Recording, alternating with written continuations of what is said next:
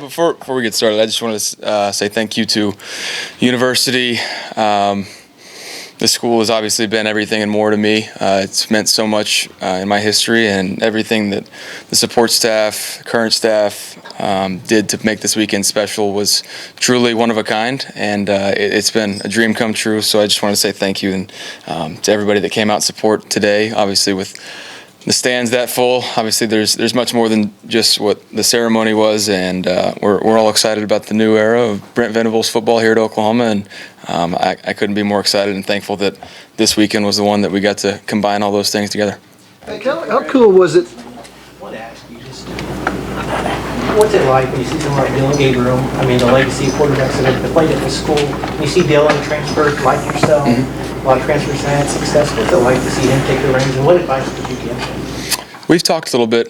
He's a sharp cookie. I mean, he's got a good head on his shoulders. Obviously, he had an extreme amount of success at UCF. So I mean, he's a good player. But everything I've heard about him, and just from our little bit of talking, he's a great leader. He knows how to get the best out of his guys, and that's something that I relate to. My only words of advice are the same things I told Kyler: be yourself, and that. Don't try and be anybody else. There's no reason to. He had success at his other place, and this is a great place for him to continue on and make that next step to the next level potentially, and see where it goes from there. So just be himself. That's more than enough. Did you have any idea that today was going to be this big relative to you? You know, you can hear about it, that ticket sales and all that, and of all the guys coming back, but until you're actually here and in the moment and seeing some of these former players and seeing Bob, seeing Switzer, I mean, I ran into Tommy Harris and Gerald McCoy, and I mean, that could go on and on about the former players. It's so special. So until we were here and in the moment, I didn't realize what an honor this really was. Baker, what was your favorite part of this weekend? I guess two parts. One, as part of the ceremonies around this, and two, outside of that. I mean, the ceremony and the halftime thing, I love that we got to do it inside the stadium with, you know, the excitement of the new staff, new players, and all that. So I just think the all-encompassing family atmosphere that we're all in it together, I think was probably my favorite part of this whole thing. I mean, obviously getting to see your own statue is pretty surreal and different, but I'm thankful for that. But when it comes to outside this building, just having everybody that, not everybody, but a lot of the people that helped impact me and make that happen, it's been pretty special to have everybody there. What's it like I hear about the picture of you and Sam Bradford, Jason White, and Kyler, kind of the new guys, the old guys, and just to be a part of all of this, to be a part of something like this, to tell the words to somebody who doesn't know what that's like. I mean, it really is special what this place has done and continues to do.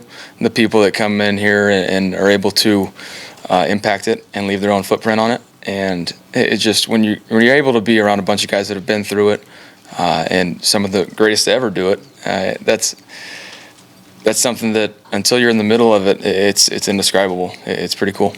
Like I think that picture that you did with Sam and Jason, it's really the first time you guys have been able to get together as a Heisman group. How cool was that? And as you were doing that, you know, what did you reflect on? I mean, growing up and watching Jason, and I ran into Mark Clayton as well earlier, just thinking about that era of when I really fell in love with Oklahoma football. And then after that, obviously, Sam came along, and they were so good. And just, I mean, those are guys that I idolized at that point in my life. And so to be up there and we can relate, we can talk, and it doesn't have to be about football. It's pretty special to me. It's an honor to be able to talk to those guys and just be friends. Baker, when you look at the statue pose, can you talk about how you decided on what pose the statue was going to have, and how much did you get a kick out of everyone talking flag plan during the early parts of the process? Yeah, I mean, we all know Joe Castiglione's going to keep it pretty appropriate, so the flag plan was never going to happen. They gave me a couple options, and I thought no better way to keep a statue in the state of Oklahoma than for it to be a stiff arm of your little brother. I mean, forever. They have to deal with that one. Baker, with everything else that's going on, how important was this weekend for you personally to come here where people are, it's just a sea of emotion, everybody lifting you up? Yeah, I was just talking to Toby Rowland and Dusty Voracek about that. in the process of where I'm at right now, of not knowing the next landing spot, to be able to come back just potentially a week prior to wherever I'm going to find out.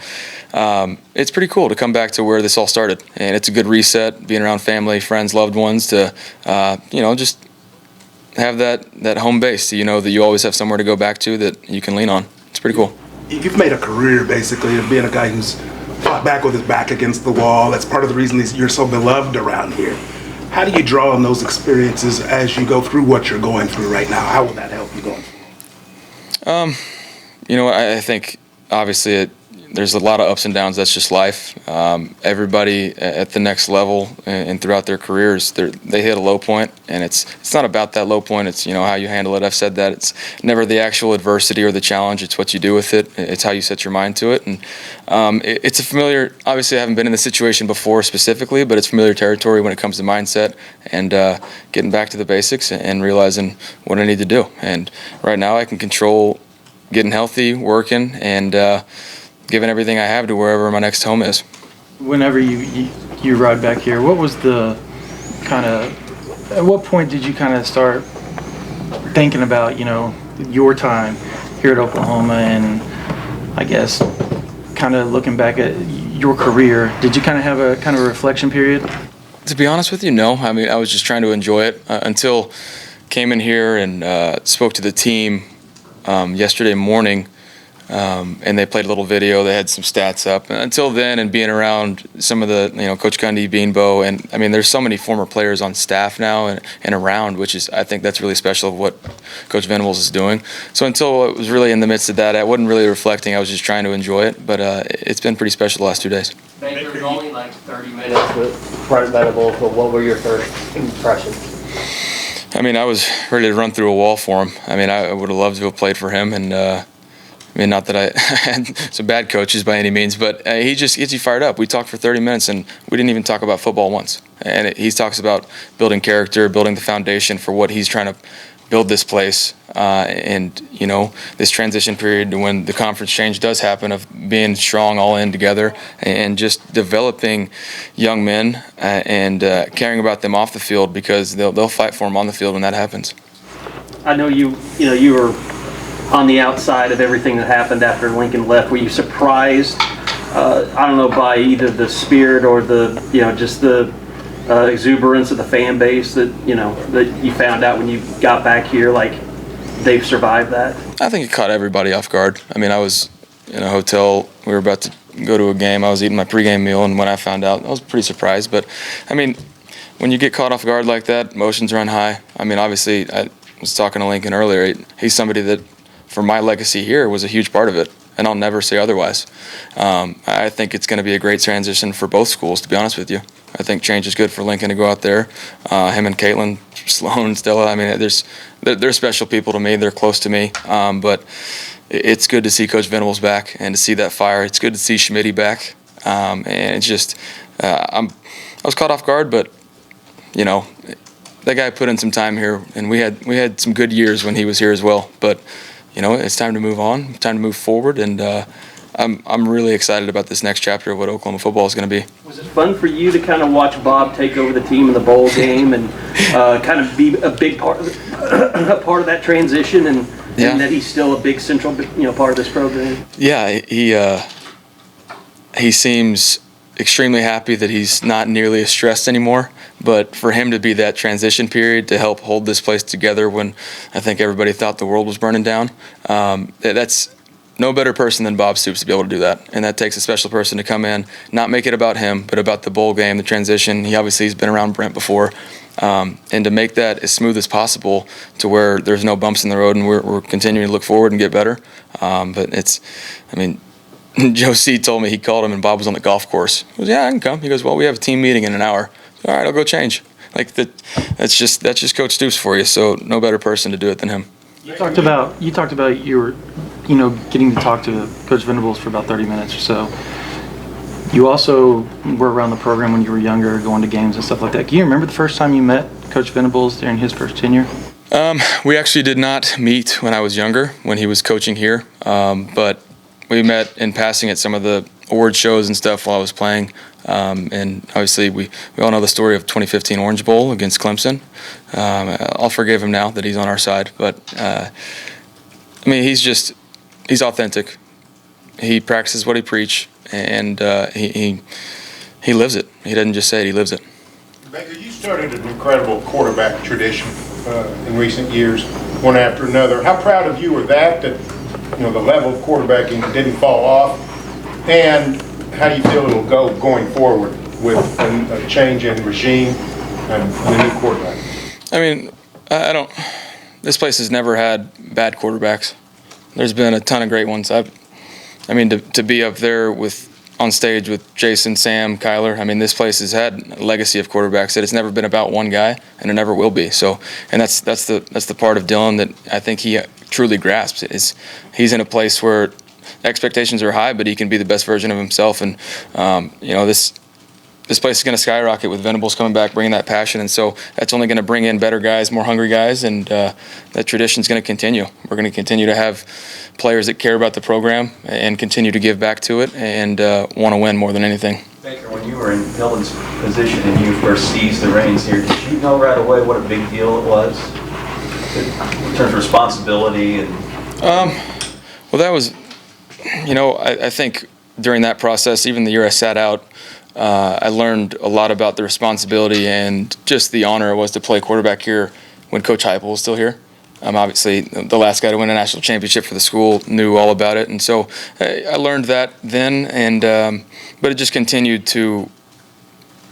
I mean, you learn something new every day. If you think you have it figured out, you're very wrong. So as I continue to be around this place, you still learn about it, and you still continue to grow from it. So Dylan's doing a great job, just being himself, taking it one day at a time and getting better. And Coach Lebby's doing a great job with that as well. It sounds like your schedule was really, really busy, but last night was something that seemed fun, if what I heard was true, that you went to multiple places throughout the evening. And can you talk about that experience? Yeah, I mean, yesterday we were kind of running around and, kind of a packed day, packed schedule. Got to meet with Coach Venables in the morning, then talk to the team, and then was running around and had a little break. I got to have lunch with family and friends before the event at 5 to 7 in the Everest Indoor. But they did it up. It was pretty cool to have all the former players in there. Went from there to having dinner with some family and then going to have a good time with some teammates, and that's what it's all about, is getting together and enjoying that, sharing stories, and just being all together. Baker, you can sit here now 5 years later after that Heisman season, and I think everybody likes to reflect on the guys on the team. You got to watch your Heisman speech, sitting there on the field. Mm-hmm. The guys that you played with, that they're littered throughout the NFL, not just good players, but stars. I mean, you think back on that season now, is it even more incredible, just the talent level when you look at it?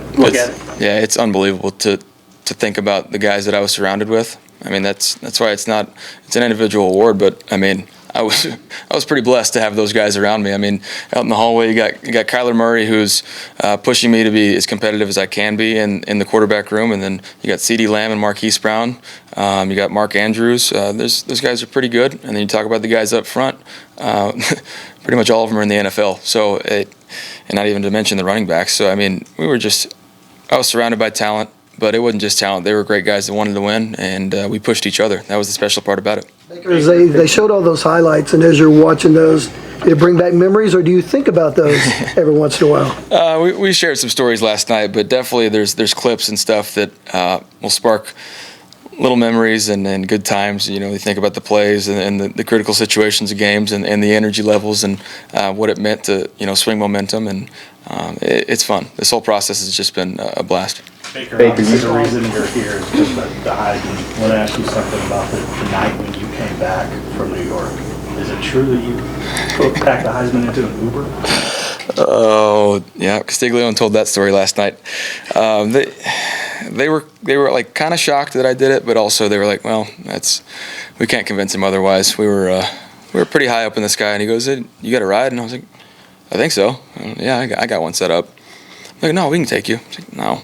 I knew they all lived on the west side. I was over there, not too far off the railroad tracks, so it couldn't have been that far. So ordered the Uber. The guy showed up right to the airport, and I had the roller case with the Heisman statue in it, and he saw Bob Stoops, Joe Castiglione, and Lincoln Riley walk out, and then I'm rolling that thing out, and he was kind of shocked. I can't blame him, but we packed that thing up in the back of his, I think, Honda Accord, as Joe Castiglione said, and yeah, the rest is history. Took it home with me. Thanks, Nick. Appreciate it, guys. Thank you.